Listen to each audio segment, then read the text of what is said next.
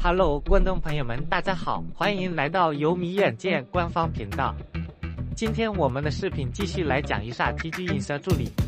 我们先登录一下软件，还没有激活码的小伙伴可以联系我视频上方的 TG 号获取一下激活码。登录之后，我们来看到这一个，首先我们要设置一下这个基础设置。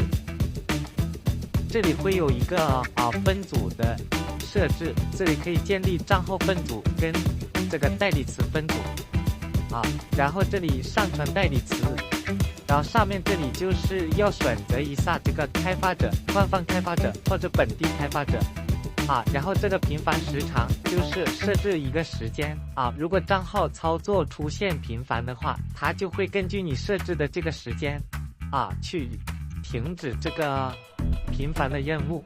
我们修改之后就确定一下，然后来到这个账号管理这里，我们就可以上传账号。这里可以根据文件夹上传或者多过些省上传。上传好之后，就像这里有一个列表，然后我们可以勾选这个账号，这里分配代理词。好，分配好之后就可以去操作了。这里有一些检测的功能。然后我们今天来看到这个群组功能，批量拉人，这里今天演示一下这个操作。我们来看到这个名称的话，可以随意去修改然后这里就选择你需要拉人的账号，然后这里邀请对象是可以用户名或者手机号。今天演示一下这个拉手机号，然后上面就是填这个手机号的文本，这里已经提前填好了。然后上面就是你要拉进的这个群链接这个邀请人数是是每个账号邀请的人数，就是一个号拉多少个人的意思。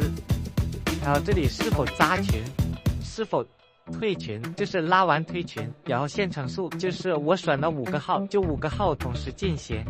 好，这里设置一下这个时间，然后就可以开始任务了。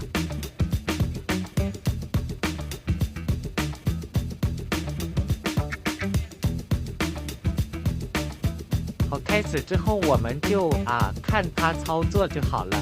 我们也可以看到我们的群。